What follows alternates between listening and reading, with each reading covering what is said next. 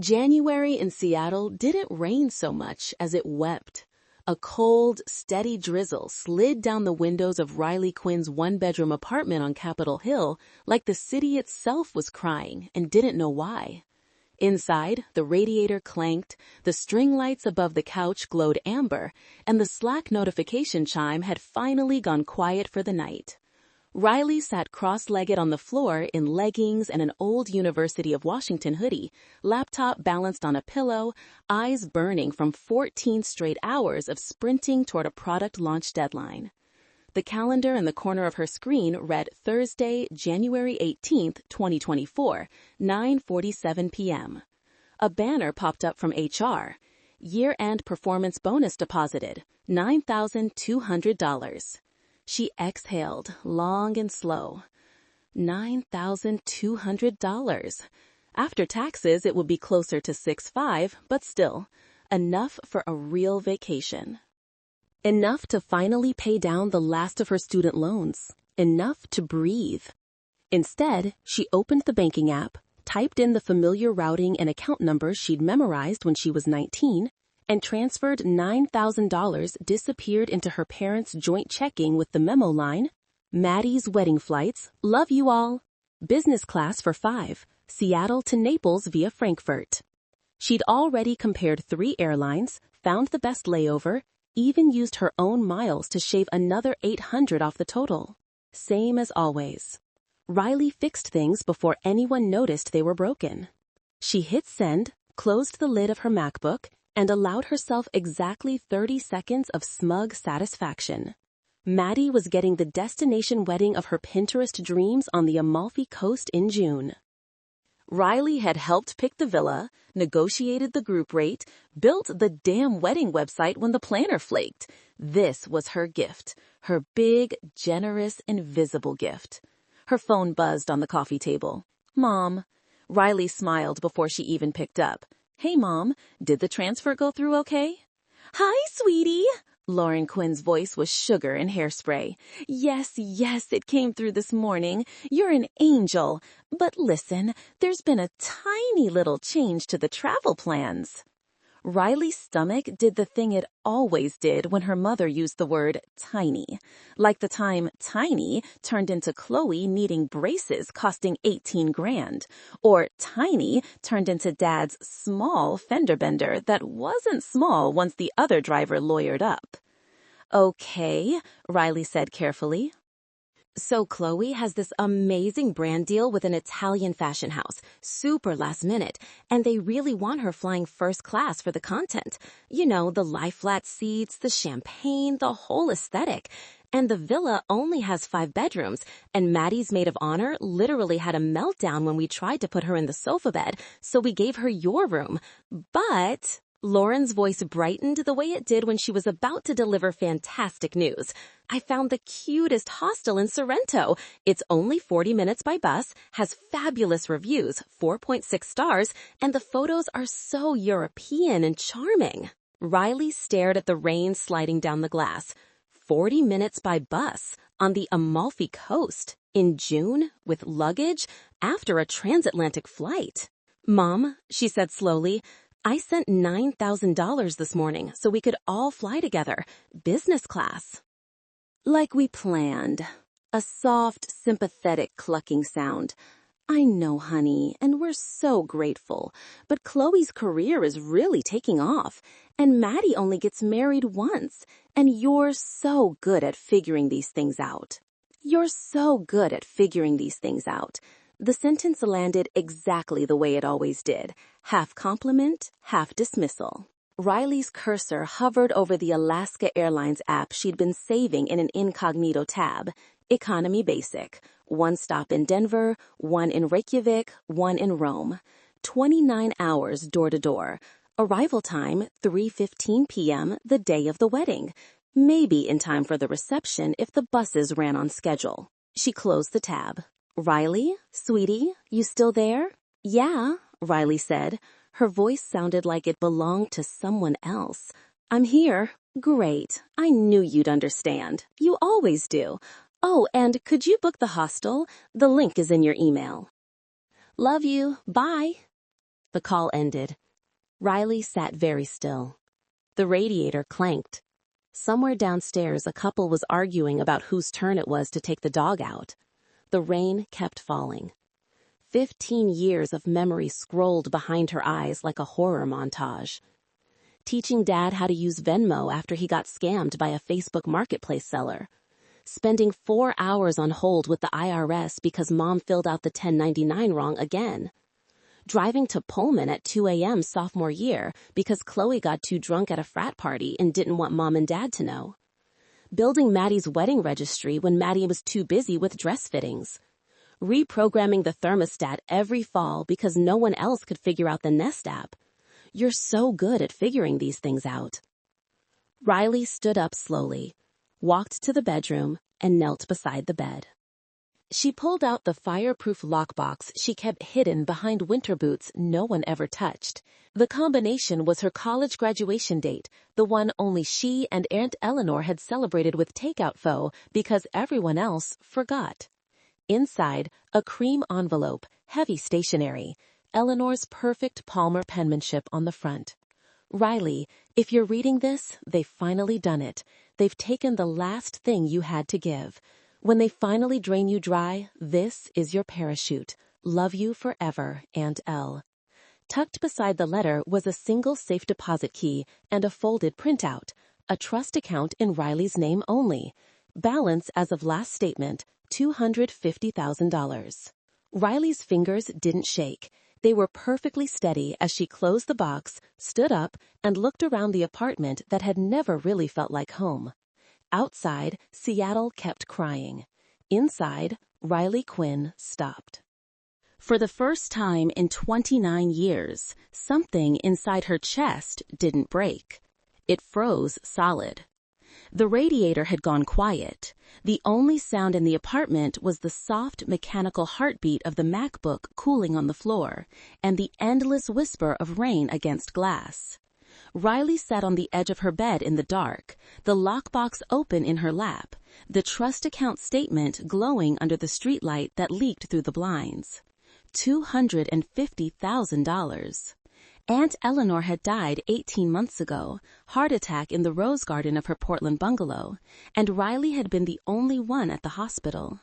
Eleanor had gripped her hand with surprising strength and whispered, "Don't let them bleed you the way they bled me."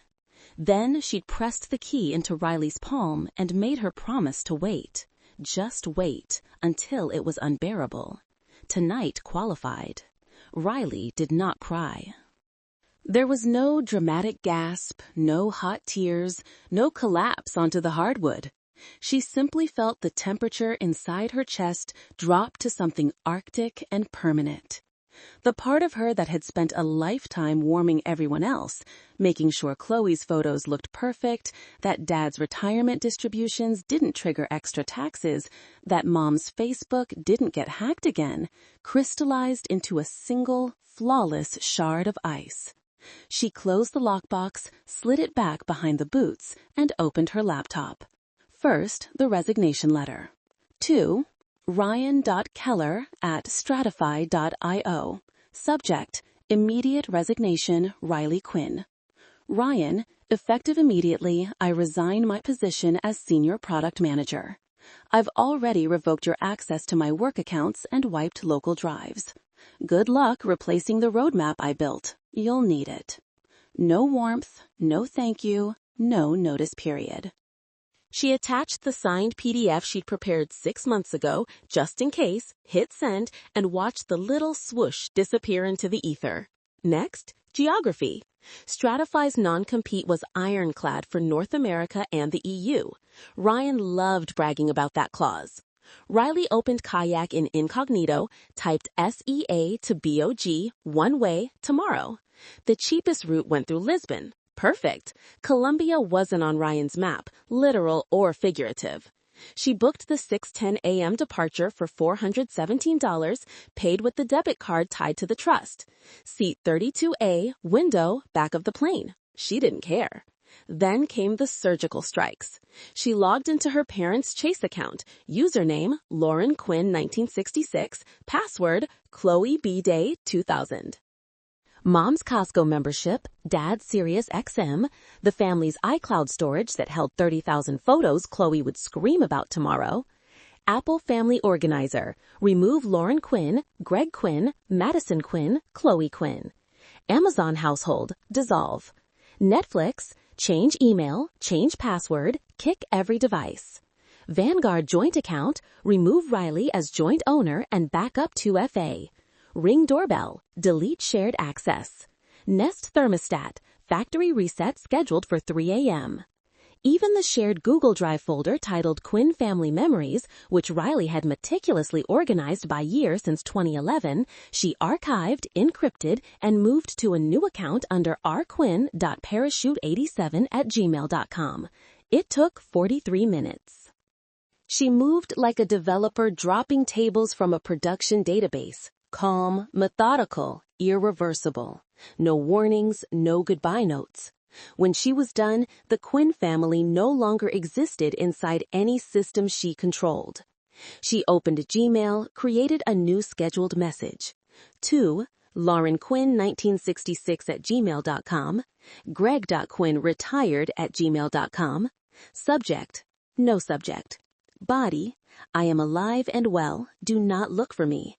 Send monthly on the 1st, starting February 1, 2024, for the next 10 years. She clicked schedule, then powered the laptop down for the last time. One final task. Riley walked to the kitchen, pulled a bottle of Maker's Mark from the top shelf, a Christmas gift from a vendor she'd never opened, and poured 2 fingers into a coffee mug. She raised it toward the dark living room. To Eleanor, she said quietly, you were right. She drank it in one swallow. The bourbon burned, but the ice inside her chest didn't flinch. She set the mug in the sink, opened the closet, and pulled out the North Face duffel she'd bought for a Glacier National Park trip that never happened. Into it went passport, trust documents, 1 week of clothes, noise-canceling headphones, charger brick, the cream envelope from Aunt Eleanor. Nothing else. No framed photos, no college diploma, no succulent that had somehow survived 3 Seattle winters. Those belonged to a version of Riley Quinn that had just been deleted with extreme prejudice.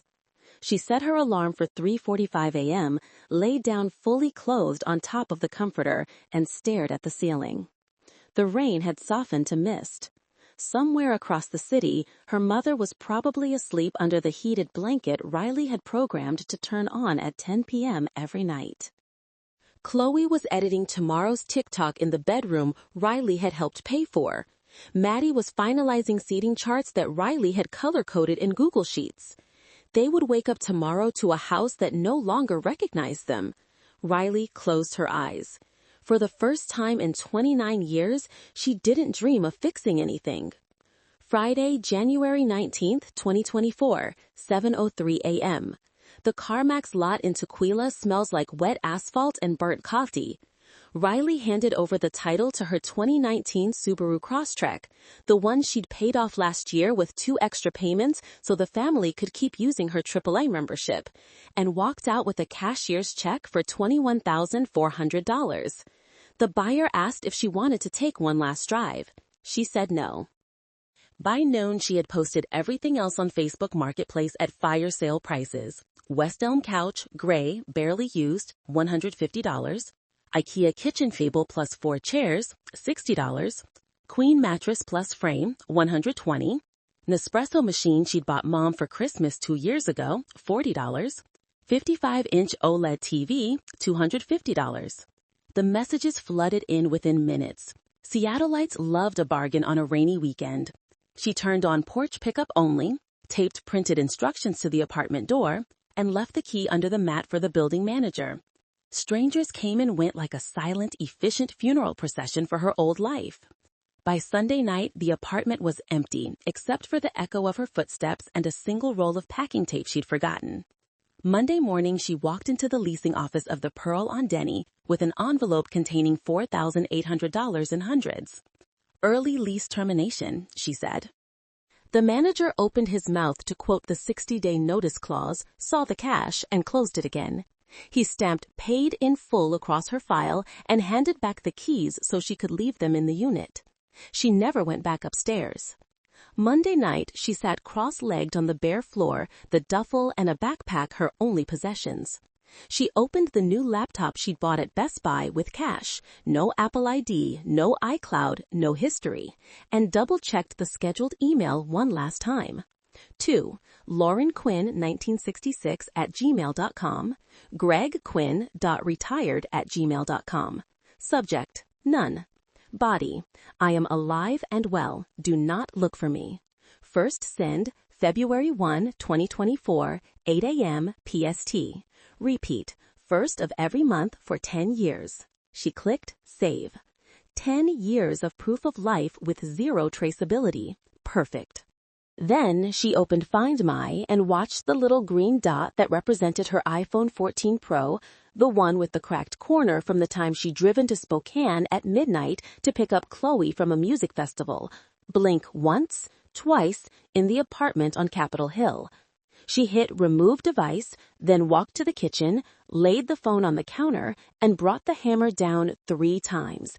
Glass spiderwebbed. She pried out the SIM with a paperclip, snapped it in half, and dropped the pieces into a leftover Thai food container she would toss in a random dumpster on the way to the airport. At 2:45 a.m. Tuesday, she called an Uber Black with the new account. The driver didn't speak. The rain did all the talking. SeaTac was nearly deserted, just red-eye zombies and janitors gliding across the polished floors. She checked the duffel. No liquids, no questions. Walked straight to gate N12 and bought a large Pike Place roast with cash because she still could. Boarding started at 4:05 a.m. Flight 1287 to Lisbon, continuing to Bogotá. She was the last one down the jetway. Seat 32A was the very back row, middle aisle blocked by a sleeping college kid. Riley lifted the armrest, curled into the window, and watched the tarmac light smear through drizzle. The safety video played, in English, then Portuguese. Engine spooled. The plane rolled forward, paused, then surged. At 4:17 a.m. exactly, the wheels left the ground. Seattle fell away beneath her. The Space Needle a lone orange needle in a sea of black. She felt the familiar lurch in her stomach that always came with takeoff, but this time it wasn't fear. It was gravity finally letting go. She pulled the old iPhone from her coat pocket one last time, powered it down forever, and slipped it into the seat back pocket in front of her. Someone else's problem now. 30 minutes later, over the dark Pacific, she opened the new burner she'd bought at a 24-hour Walmart in Renton. No contacts, no photos, no past. She turned on airplane mode and stared at the blank home screen. Riley Quinn had officially become a ghost. Somewhere behind her, 5 time zones away, her mother would wake up in 6 hours and discover the thermostat stuck at 55 degrees, the Netflix profile gone, the shared photo album empty, and the first of many, many questions no one in the Quinn house knew how to answer. But Riley was already 32,000 feet closer to tomorrow, and the plane was climbing. June 15, 2024, Mercer Island, Washington. The Quinn house sat on a cul-de-sac of McMansions with 3-car garages and perfectly pressured sprinklers. Inside, the air smelled like panic and burnt Starbucks beans. It started small. Greg Quinn woke up at 6:12 a.m. to check the Vanguard app the way he did every Saturday, like reading the sports page. The login spun, then spat out an error. 2-factor code sent to +1206 ... 5519. That wasn't his phone. He tried again. Same thing. He padded downstairs in his Patagonia fleece and yelled up the staircase. "Lauren, what's Riley's number doing on my Vanguard?" Lauren appeared at the top of the stairs in a silk robe, phone already to her ear. Straight to voicemail. "The number you have reached is not in service." She tried Chloe's iPad, same greeting. Then Maddie in Dallas, same. A cold prickle crawled up her spine. By 8 a.m., the first email arrived. No reply at scheduled-mail.com. Subject, none. I am alive and well. Do not look for me. Greg read it over Lauren's shoulder. What the hell does that mean? Lauren knew. Deep in the marrow of her manicured bones, she knew. By 9:30, Chloe came storming in from her Capitol Hill studio, the one her parents still co-signed for, sobbing because every single Amex she owned had been declined at Sephora. It says, "Card not authorized," all of them, even the black card Dad added me to. She flung her iced matcha across the marble island. It splattered like green blood. Greg tried to pay the Comcast bill online. Declined. The water bill. Declined. Even the HOA fee. Declined. Every auto pay Riley had quietly managed for a decade had quietly died. Lauren opened the shared iCloud photos on her iPad out of habit. Empty. 30,000 pictures gone. Chloe screamed. My entire feed from 2019 to now was in there. They called Riley's work, Stratify's receptionist, chipper as ever. I'm sorry, Riley Quinn hasn't been employed here since January. The house phone rang at 11:04. Maddie, hysterical from Positano. Mom, the florist just delivered peach roses. Peach! We ordered ivory. The woman keeps speaking Italian and hanging up on me. Riley had the English-speaking contact saved. Where is she? Lauren put her on speaker. Chloe grabbed the phone. The photographer just texted that his deposit bounced. The original Venmo came from Riley's account. We're 2 hours from ceremony, and the bakery says the cake is melting because nobody confirmed refrigerated delivery. Greg tried to stay calm. We'll figure it out, honey. You don't understand, Maddie wailed. The DJ only has the playlist Riley emailed him in February. He's playing Yeah by Usher on loop. On loop, Dad. The ceremony hasn't even started. In the background, someone shouted in Italian about limoncello shots. Lauren's knees buckled. She sank onto a kitchen bar stool, the same one Riley used to sit at while fixing everyone's problems at 1 a.m. Chloe was still screaming about her lost iCloud when the second scheduled email arrived at exactly 8 a.m. on July 1, then August 1, then September 1. Always the same 8 words. Never a phone number, never a location, never a reply. By October, the lake house at Lake Chelan had gone into foreclosure after 3 missed mortgage payments. Payments Riley had automated from her own salary for years so her parents could enjoy retirement. The bank called Greg directly. He sat in his recliner staring at the foreclosure notice, while Chloe cried in the guest room because her follower count had dropped 40K since she couldn't post throwbacks anymore. Maddie's wedding photos finally came back in November. The colors were wrong, half the family candids were missing because the photographer never got the shot list, and there was an empty chair in every group photo where Riley should have been. The album sat unopened on the coffee table like evidence in a cold case. Lauren printed the monthly emails and kept them in a manila folder labeled Riley in the junk drawer next to the takeout menus. 8 emails now. 8 identical lines.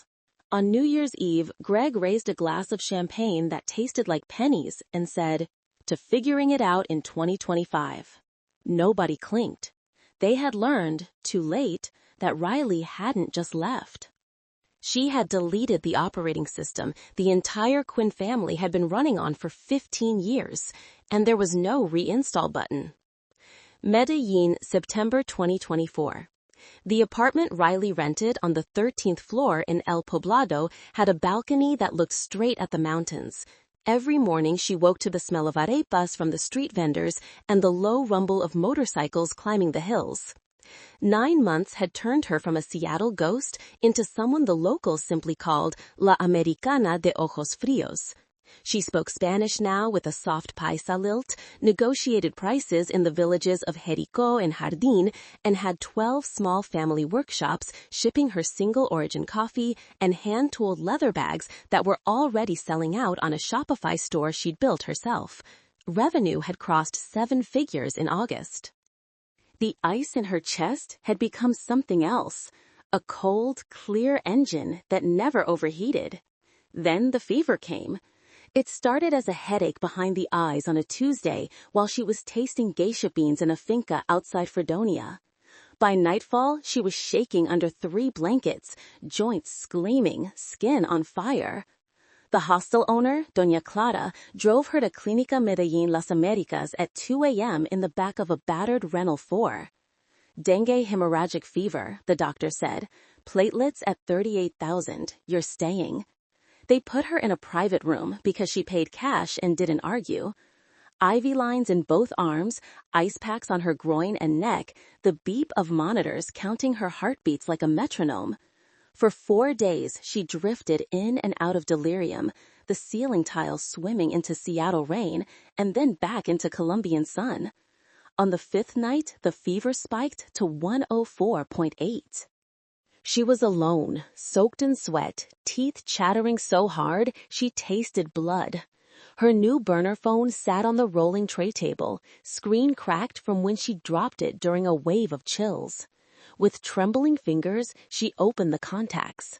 Only one family number still lived there, muscle memory from a lifetime of emergencies. Mom. The call button glowed green. All she had to do was press it. One tap and Lauren would answer, voice thick with sleep and then panic, then action. She would wake Greg, book the first flight to Bogota, wire whatever money it took, call in every favor from every doctor friend in Seattle. They would come. They always came when it was life or death, because that was the only time Riley ever asked. Her thumb hovered. And then she heard it, clear as the monitor's beep, her mother's voice from that January night in Seattle. You're so good at figuring these things out. Not, we'll help you, not, we're on our way, just, you'll figure it out. You always do. The memory hit harder than the fever. Riley let the phone slip from her fingers. It clattered onto the tile floor. She turned her face into the pillow and sobbed once. A single, dry, soundless heave that tore something loose inside her chest and let it die. Minutes later, the door opened. Nurse Valeria, 26 years old, curls escaping her cap, came in to change the IV bag. She saw the phone on the floor, the tears Riley refused to let fall again, and without a word pulled the plastic chair closer. Tranquila, mi amor, she whispered, pressing a cool cloth to Riley's forehead the way a mother would. She stayed for the entire night shift, humming old vallenatos under her breath, adjusting the ice packs, checking the drip. When the fever finally broke at dawn, Valeria was asleep in the chair, one hand still resting on Riley's wrist like an anchor. The next morning, Riley woke clear-headed and weak, sunlight slicing through the blinds and sharp gold bars. Valeria brought her caldo de costilla and a tiny cup of tinto, sat on the edge of the bed, and asked about the mountains in her country. Riley told her about the Olympics in winter, about ferry boats, and coffee that tasted like dishwater compared to this. They laughed. Valeria called her mi valiente and kissed her forehead before leaving. When the doctor discharged her 3 days later, Valeria walked her to the taxi and pressed a small woven bracelet into her palm. Para que nunca olvides que aquí tienes familia también. Riley wore that bracelet every day after.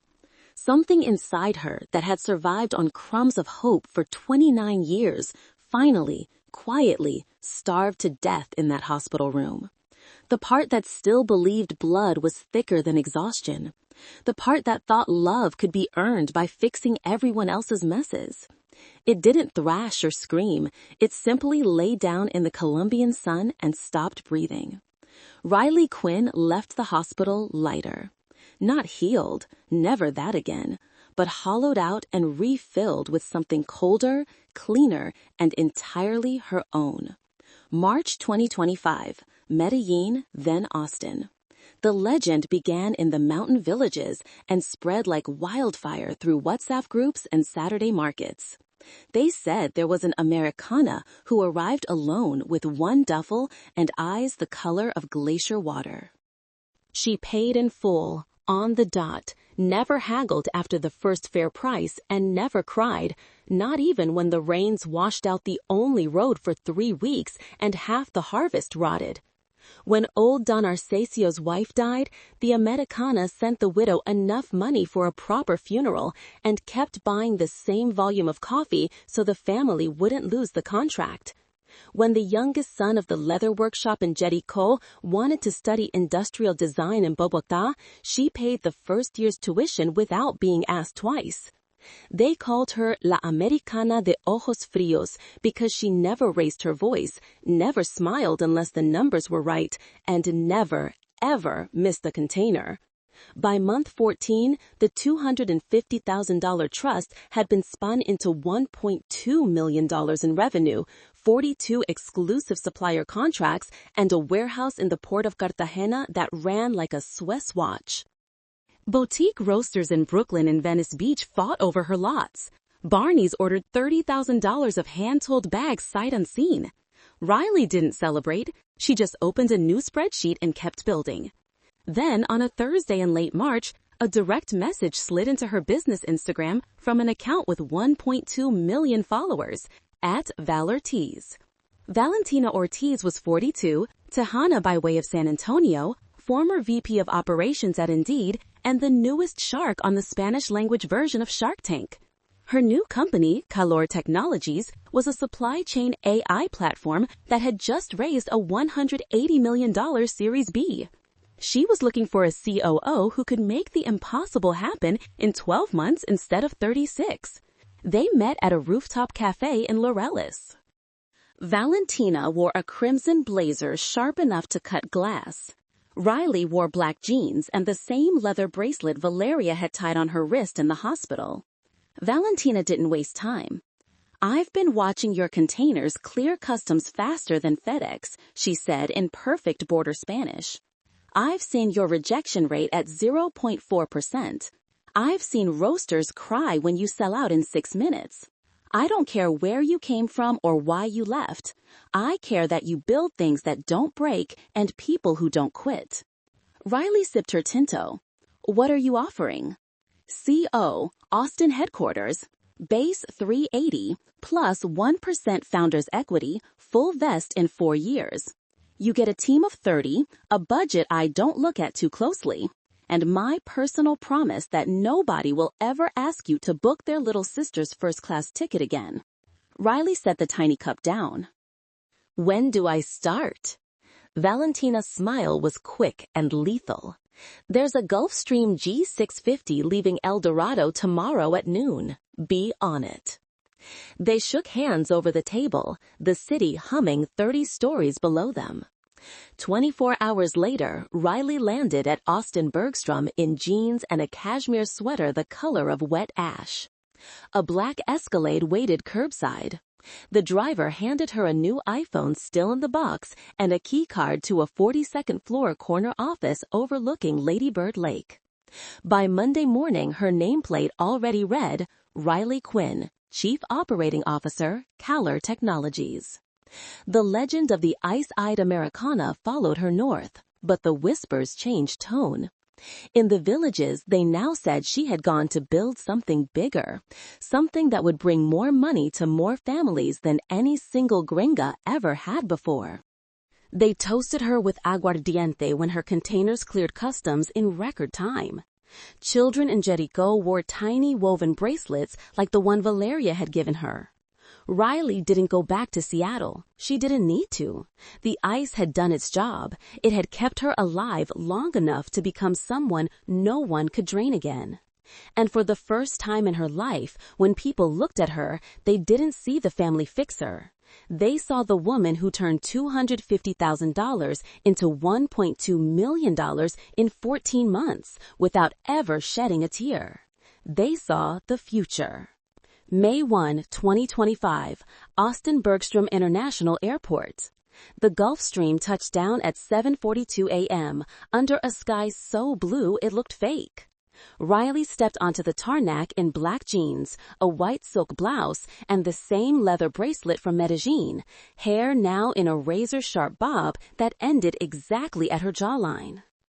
The Texas heat wrapped around her like a dare. A white 2025 Tesla Model Y Performance waited beside the FBO hangar, already registered in the name of R. Quinn Holdings, LLC. She'd bought it 2 days ago with a wire transfer from an account her family had never known existed. Matte white exterior, black interior, 0 to 60 in 3.7 seconds. No key fob, just her phone. She slid behind the wheel, pressed the brake, and the car woke up with a soft chime. The 42nd floor condo on Congress Avenue had been purchased the same way. Cash, off-market, closing in 9 days. The realtor had called it the fastest all-cash deal of my career. Riley had simply nodded and signed where the notary pointed. By noon, she was standing in her new corner office at Caller Technologies. Floor-to-ceiling glass framed Lady Bird Lake glittering below like someone had skilled sapphires across the city. The nameplate was already on the desk, the monitors already triple 32-inch curved. Valentina had left a bottle of Clase Azul Ultra and a single post-it. "Welcome home, Ice Queen." Riley poured 2 fingers, toasted the skyline, and got to work. She never flew through Seattle, never transferred in SeaTac, never even typed SEA into a search bar. Her new passport had stamps from Colombia, Peru, Panama, and now the United States again, but the re-entry stamp read AU. As far as the Quinn family was concerned, Riley Quinn had vanished into thin air somewhere south of the equator and stayed there. They had no idea she was now 1,800 miles closer, living in a city where no one asked her to reset their Apple ID or Venmo the florist. Her new license plates arrived 2 weeks later. Texas, RQ007. She parked the Tesla in the resident garage beneath the building and never once looked north. Sometimes, late at night, she opened the scheduled email dashboard just to watch the little green check marks appear. June 1, July 1, August 1. Each one landing in her parents' inbox at exactly 8 a.m. Pacific like clockwork. 8 words, no emotion, no location data, no trail. I am alive and well. Do not look for me. In Seattle, Lauren printed every one and kept them in the same manila folder that was now thick enough to need a rubber band. Greg had stopped checking Vanguard every morning. The sight of Riley's old 2FA number made his chest hurt. Chloe had moved back into her childhood bedroom after her follower count cratered and the brand deals dried up without the old iCloud photos. Maddie's marriage was already showing hairline fractures, partly because every time Dylan heard the name Riley, he asked why no one in the family could figure out how to work the Nest thermostat. None of them knew that Riley now drank her morning coffee on a balcony overlooking the Colorado River, that her net worth had cleared 8 figures with Caller's latest valuation, that her new business cards were black stock with white foil letters and no personal phone number listed. They didn't know she had walked back into the United States wearing a charcoal theory suit sharp enough to cut glass, that she parallel parked the white Tesla on 6th Street without touching the curb, that strangers now turned to look when she entered a room, not because she was loud, but because the temperature seemed to drop 5 degrees wherever she stood. Riley Quinn had come home, just not to them, and the ice in her eyes reflected a different skyline now. July 2025, Seattle and Austin. Ryan Keller found out on a Tuesday the way people find out everything that ruins their week, LinkedIn. He was nursing a $19 old-fashioned at the Nest rooftop bar when the algorithm served him the update. Riley Quinn is celebrating 3 months as Chief Operating Officer at Caller Technologies. The photo showed her in a black against the Austin skyline, hair in that severe bob, eyes like winter steel. The post had 4,800 likes and comments from half the supply chain world calling her a once-in-a-generation operator. Ryan's hand tightened around the glass hard enough to whiten his knuckles. 3 months earlier, 2 of Stratify's biggest clients, a luxury leather brand and a specialty coffee chain, had quietly moved their entire South American sourcing to Caller. Ryan had taken the calls himself, smiling through gritted teeth, while the clients praised the new COO who actually shows up to the fincas. He lost 7 figures in ARR in 6 weeks. All because of the woman he used to steal roadmaps from. That night, he opened Instagram on his burner account and found Riley Quinn's profile, at chloe2.jpg, 189K followers and falling. The last 3 posts were hashtag gifted hauls with captions that screamed desperation. Her Venmo was public. The comments were full of people tagging debt collectors. He slid into her DMs at 1:17 a.m. Seattle time, at rteller_Seattle. Hey Chloe, long time. Heard you're in town? Drinks tomorrow? I might have a way for you to make some quick cash. 15K quick. She typed back in 4 minutes. At chloeq.jpg. I'm listening. They met the next afternoon at a Starbucks in Bellevue that smelled like burnt milk and divorce. Chloe showed up in last season's Prada sunglasses, hair in a messy bun that cost $300 to look that messy. Ryan ordered her a $9 iced pistachio latte and slid a manila envelope across the table. Inside $15,000 in hundreds. I need access to Riley's old iCloud, he said, voice low. Emails, downloads folder, anything from the 2 weeks before she quit. I know she used the family Apple ID sometimes for work stuff.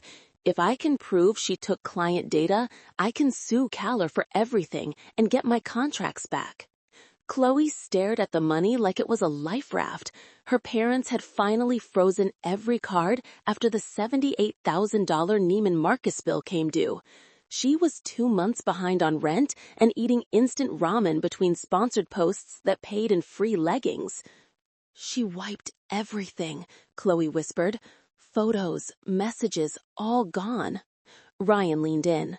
But you're still the family organizer on the old account, right? The one that got downgraded to 5 gigabytes when she left? Apple keeps deleted files for 30 days, sometimes longer if you know where to look. I'll send you a link. Recovers everything. You just log in with the old password. 15 now, another 15 if I win the case. Chloe's manicure was chipped. She hadn't been able to afford a fill in 6 weeks. She ghosted us, she said, voice cracking. Left us with nothing. She deserves it. Ryan smiled the same smile he used to give when he put his name on Riley's slide decks. Exactly. That night, in her childhood bedroom surrounded by the same fairy lights Riley had paid to have professionally installed, Chloe opened her MacBook. The envelope of cash was hidden beneath her mattress like she was 16 again. She typed in the old family Apple ID, Quinn Family Forever 2020, and the password Riley had made her memorize in 2020, Chloe Birthday 2000. The wheels spun. Then the screen filled with a ghost. Riley's old desktop, downloads folder, even the trash from January 2024. Chloe's heart hammered as she zipped the entire Work Backups folder and attached it to an encrypted WeTransfer link Ryan had sent. She hit send at 2:43 a.m., then immediately threw up in the ensuite bathroom she no longer had to share. The next morning, Ryan opened the files in his downtown corner office and grinned like a man who just found the winning lottery ticket. Screenshots of client contracts, email threads with suppliers, a folder labeled Stratify Confidential, Q4 Roadmap. He didn't know, couldn't know, that every file had been created or modified after February 2025, timestamps forged by a very patient woman in Austin who had been waiting for this exact moment. But Chloe didn't know that either. She only knew the remaining $63,000 in credit card debt had just become survivable, and that betraying her sister for the second time in her life felt exactly like the first. Easy. August 14th, 2025. Caller Technologies HQ, 42nd floor, Austin. The boardroom smelled like mahogany and fear. 20 people sat around the oval table of smoked glass. Valentina Ortiz at the head in blood-red silk, 7 board members in Brioni and Laurel Piana, legal counsel in quiet panic, and Ryan Keller at the far end looking like a man who'd already won the lottery twice. A 72-page complaint had landed in their inboxes at 6 a.m. Stratify, Inc., v. Caller Technologies, Inc., and Riley Quinn.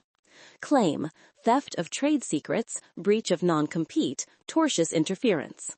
Demand, $28 million plus immediate injunction. Ryan clicked through his PowerPoint with the smug calm of a man holding 4 aces. Slide 17, he said, voice honeyed venom. Here's Ms. Quinn downloading the entire Q4 client database on January 17, 2024, 12 days before her abrupt resignation. An email from her personal account to a Caller supplier using Stratify pricing data. The metadata is irrefutable. Valentina's eyes flicked to Riley.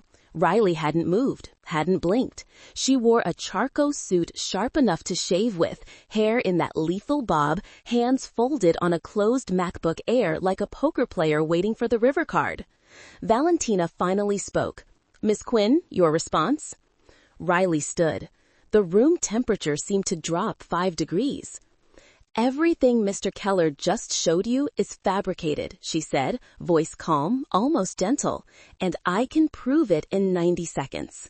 She opened the laptop, AirPlayed to the 120-inch screen. A dense table appeared, Apple iCloud forensic log, cryptographically signed by Apple Legal on August 12, 2025. Apple retains server-side metadata for 18 months, she continued. This is the immutable log for the family Apple ID Mr. Keller paid my sister to access. Every file he just showed you was created or last modified between March and July 2025, long after I left Stratify and the country. She zoomed on a row. Observe the file stratify-clientlist-q4.xlx. Mr. Keller claims I downloaded it January 17, 2024, yet the iCloud creation timestamp is April 9, 2025, 11:47 p.m. Pacific. And the creating device? She clicked. MacBook Pro.local, host name registered to Ryan Keller. Serial number matches the one on his current laptop sitting right there. Gasps rippled. Ryan's face went the color of spoiled milk. Every single piece of evidence was planted from his own machine, Riley said.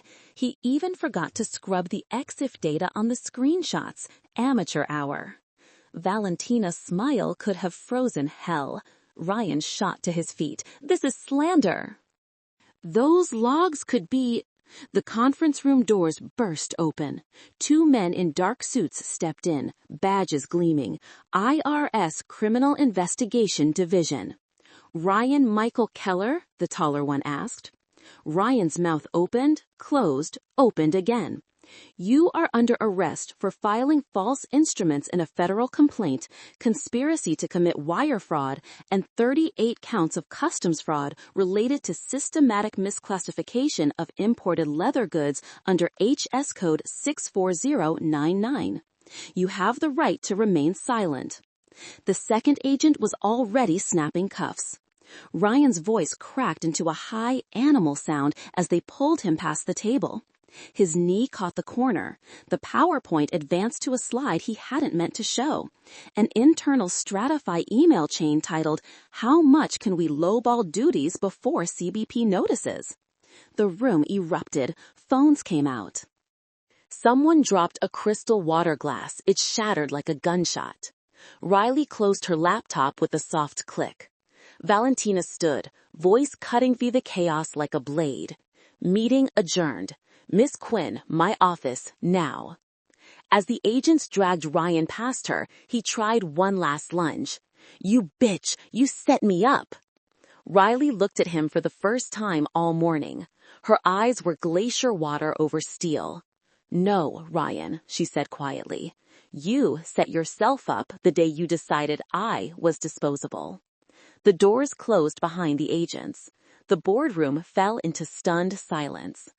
Valentina poured 2 fingers of something expensive and handed Riley a glass. Too poetic justice, she said. Riley clinked, drank, and didn't smile. She didn't need to. October 28, 2025. El Gaucho, downtown Seattle, 7 p.m. sharp. The private dining room was all dark wood, candlelight, and the low murmur of old money. Riley had reserved it under the name R. Quinn Holdings. No one in her family knew that name yet. She arrived first, wearing a black cashmere turtleneck and the charcoal theory suit from the boardroom bloodbath. Hair still in the little bob, diamond studs the size of restraint. The hostess recognized her from 3 previous client dinners and led her straight to the table. Riley ordered a bottle of 2016 Camus Special Selection, $420, and waited. They came in together at 7:07, a nervous phalanx. Greg first, hair now completely white, shoulders stooped inside the same navy blazer he'd worn to Maddie's wedding. Lauren beside him, thinner, the pearls looking heavier than before. Maddie, 8 months pregnant, hand resting on the swell beneath a navy maternity dress. And last, Chloe. Fake Balenciaga sneakers, last season Goyard tote, eyes red-rimmed from crying or coke, maybe both. No one spoke until the server closed the double doors. Lauren tried first. "Riley, honey, beautiful," Maddie finished, voice cracking. Riley lifted the wine bottle, poured 5 glasses, then sat back. "I'm only going to say everything once," she began, voice low, steady, lethal.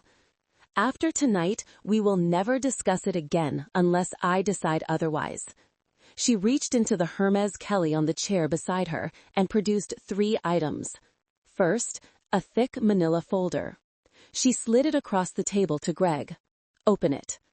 Inside, police reports, court documents, a settlement agreement dated September 2021. Greg's hands shook as he read the headline.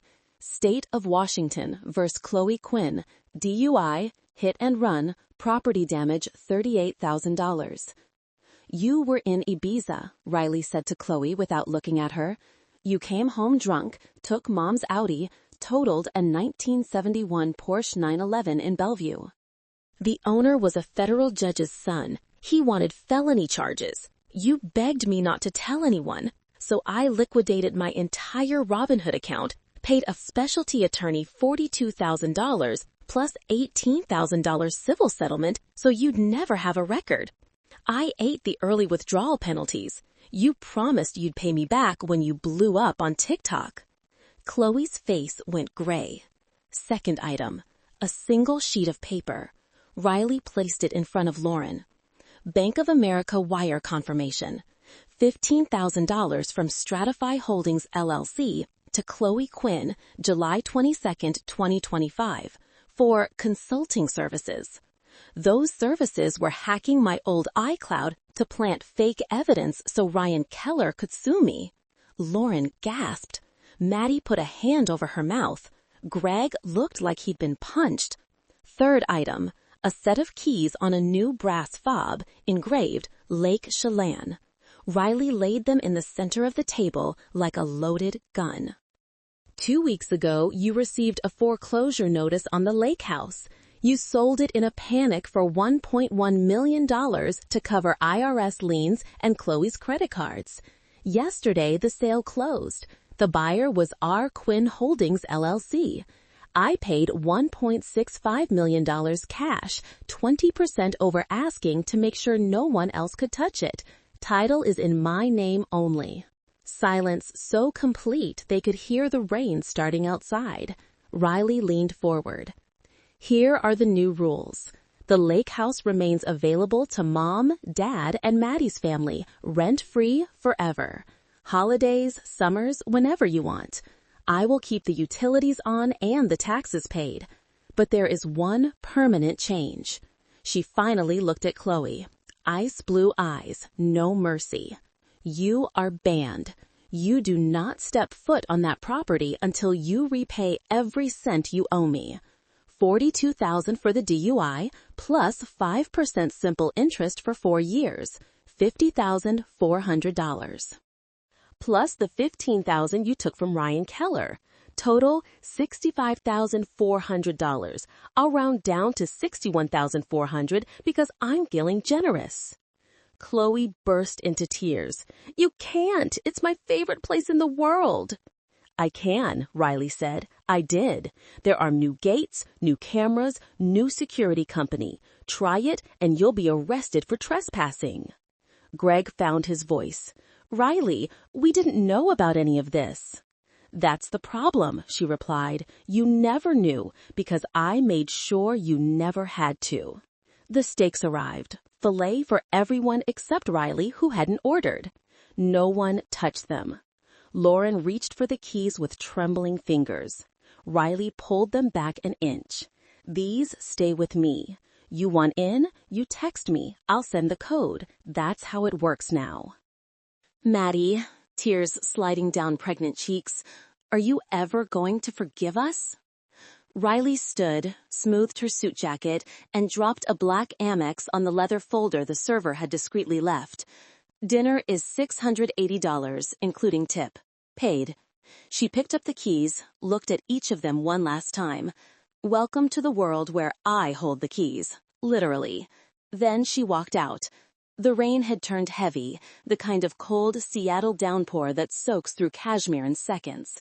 Riley didn't open an umbrella. She let it hit her face, her hair, her perfect suit as she stepped into the waiting black Escalade. The driver closed the door. As the car pulled away from the curb, she watched her family through the tinted window. 5 silhouettes around untouched steaks and a bottle of wine no one would ever finish. She didn't feel triumph. She didn't feel pain. She felt nothing at all. And it felt perfect. October 31st, 2025, Austin Bergstrom International, 6:42 a.m. Flight NH115, Austin to Tokyo Haneda, departing 7:15 a.m., seat 1A. Riley stepped onto the upper deck of the 787 in a black cashmere coat, hair still wet from the shower, carrying nothing but a slim Tumi briefcase and the same leather bracelet from Medellín. The flight attendant greeted her by name, Ms. Quinn, welcome aboard, and took the coat like it was made of gold. The pod was already set for departure. Lie-flat bed made up in navy linens, diptyque amenity kit, a single long-stemmed rose in a crystal bud vase. She settled into the window seat, accepted a pre-departure glass of 2012 Krug Clos de Mesnil, and watched the sun rise over the hill country. The captain's voice came over the PA, calm and Texan. Flight time today is 13 hours 45 minutes. Sit back, relax, and let us take care of you.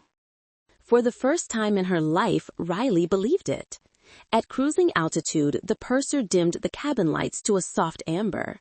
Riley opened her new MacBook, no family accounts, no shared anything, and reviewed the Tokyo pitch deck one last time. Kaller was about to sign the largest soft landing deal in Japanese retail history. Valentina had texted at 5 a.m., "Make them cry, Ice Queen, then make them sign." Her phone on Do Not Disturb since the dinner in Seattle showed one new message. From Mom. "Happy birthday, sweetheart. We're so sorry. We're proud of you. We love you. If you ever want to come home, the door is open. Always." Riley stared at the screen for a long time. 31 years old today. The girl who used to wake up at 4 a.m. to fix everyone else's crises was now 31,000 feet above the Pacific, sipping champagne that cost more per bottle than her first car. She typed 7 words. "Thank you. I'm in a meeting. Sent." Then she pressed and held the power button until the phone asked, "Airplane mode." She slid the toggle to the right. The screen went dark. The world went quiet. She set the phone face down on the teak side table, reclined the seat until it was nearly flat, and turned toward the window. Below, the ocean was a sheet of hammered silver under the rising sun. No clouds, no turbulence, no one asking her to find the remote or book the cleaner or pay the gardener. Just the low hum of engines and the gentle pop of another Krug being opened somewhere behind her. The flight attendant appeared with warm towels, then the chef's tasting menu. Hokkaido scallop crudo, wagyu with wasabi salsa verde, yuzu cheesecake. Riley ate slowly, savoring every bite she had paid for herself with money she had made herself, on terms she had written herself. Halfway through the flight, she pulled the cashmere blanket up to her chin and closed her eyes. No dreams came, just deep, unapologetic sleep, the kind she hadn't known existed until she stopped carrying everyone else's baggage. When she woke, Japan was 2 hours away. The cabin lights were rose gold with simulated sunset. She pressed the call button, accepted a final glass of champagne, and raised it to the empty pod beside her. 231, she whispered. Then, softer, to the bracelet on her wrist and to the woman who had tied it there. And to never being the bridge again. Outside the window, the earth curved like a promise kept. Riley Quinn smiled, small, private, final, and drank. I didn't burn the bridge. I just stopped being the bridge, and the plane flew on.